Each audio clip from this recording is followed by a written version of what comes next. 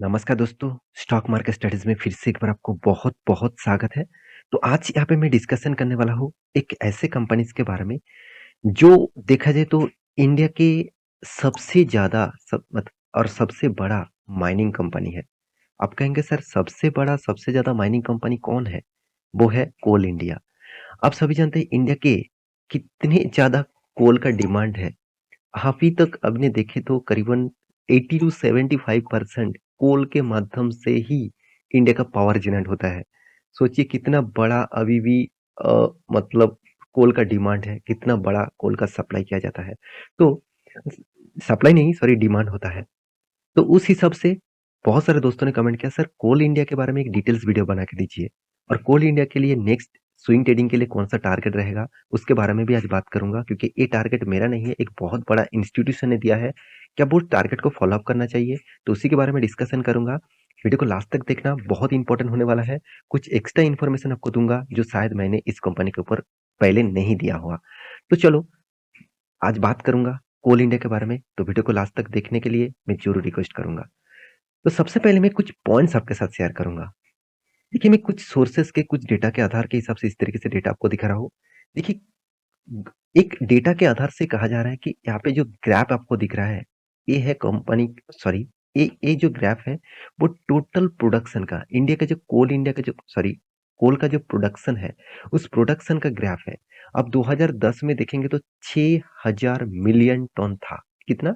6000 million ton और अभी वो 11,000 12,000 के मिलियन टन पहुंचेंगे 2026 में। अभी 2022 चल रहा है तो उसके हिसाब से देखा है तो 800-900 मिलियन टन के आसपास यहाँ पे देखने को मिला।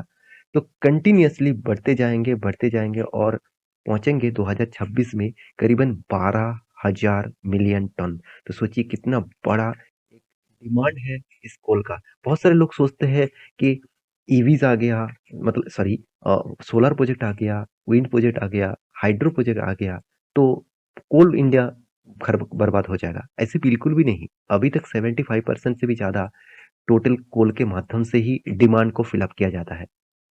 पावर जो जनरेट होते हैं वो कोल के माध्यम से ही सबसे ज्यादा थर्मल पावर ही आपको दिखेगा।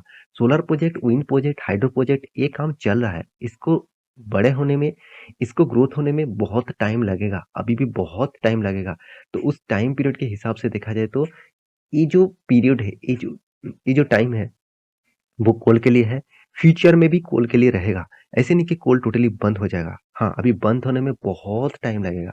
तो कोल का कितना डिमांड है वो भी आपको दिखा दूं। तो देखिए एक कोल का जो प्रोडक्शन है आप ध्यान से देखेंगे आवर वर्ल्ड इन डेटा मतलब आवर वर्ल्ड डेटा के आधार के हिसाब से इंडिया का जो ग्रोथ है आप देखेंगे 2090 से किस तरीके से ग्रोथ हुआ 2019 तक 19 मतलब 19 1900 सालों से देखा जाए तो कंपनी 2019 तक ये जो पीरियड है कंपनी ने कितनी बड़ा ग्रोथ दिखाया। और एक डेटा आपको दिखा दूं जो डेटा बहुत इंपॉर्टेंस है। इस डेटा को मैं बिजनेस स्टैंडर्ड के ऊपर के आपके सामने पास किया हूँ। तो आप देख सकते हैं इंडिया कोल डिमांड कितना डिमांड है वो आपको देखना चाहिए। देखिए यहाँ पे जो ग्रीन कलर में दिख रहा है वो है डिमांड और प्रोडक्शन कितना हो रहा है वो रेड कलर में दिखेगा। इनपुट कितना किया जा रहा है वो आपको ग्रे कलर में दिखेगा।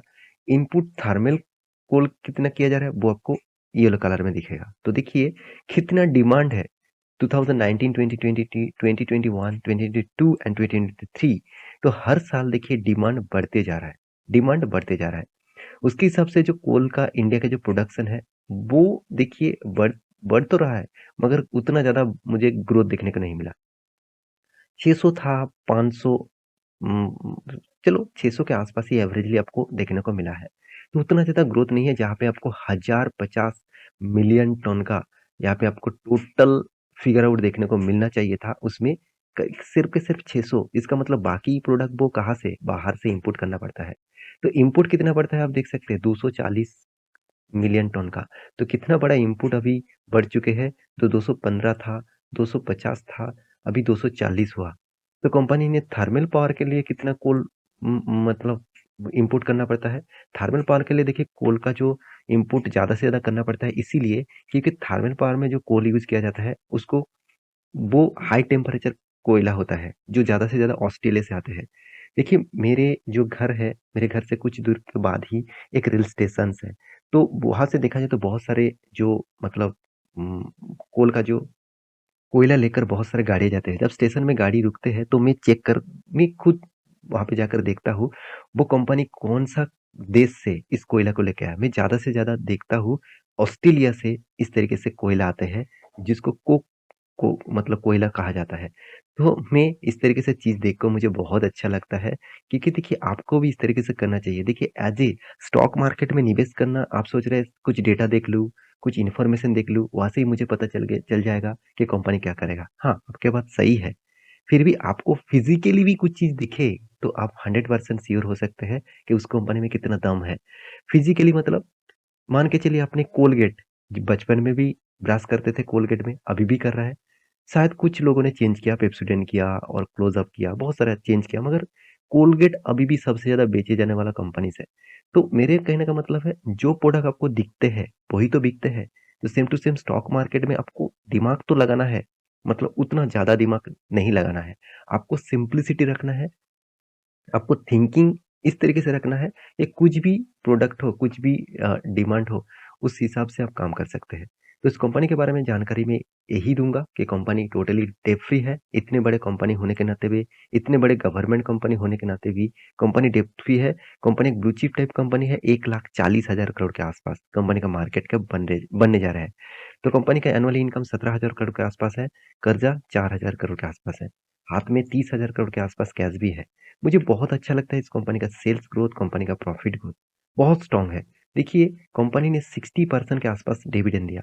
आप कहेंगे 60%, तो कंपनी रिटर्न किस तरीके से दिया? रिटर्न के मामले में आप देखेंगे तो उतना खास रिटर्न आपको नहीं दिखेगा।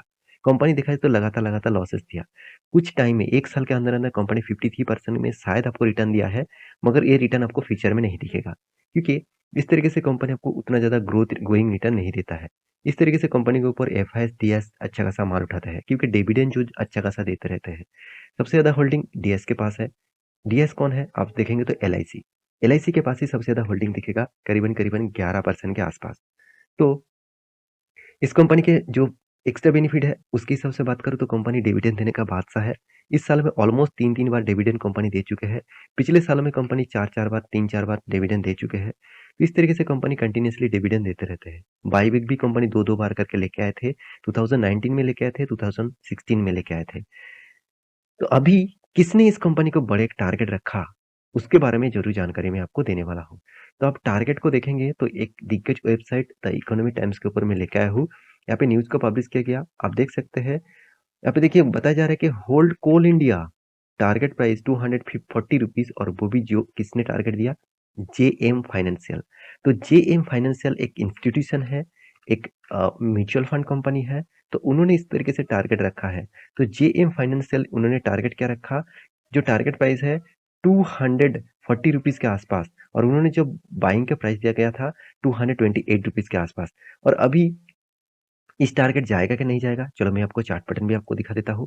देखिए कंपनी ने क्या टारगेट था, चलो मैं एक बार आपको दिखा देता हूँ। 240 रुपीज़, तो अभी कितना चल रहा है? 224 रुपीज़। कंपनी ने बाइंग दिया था 228 रुपीज़ में, मतलब आस-पास से टारगेट रखा है।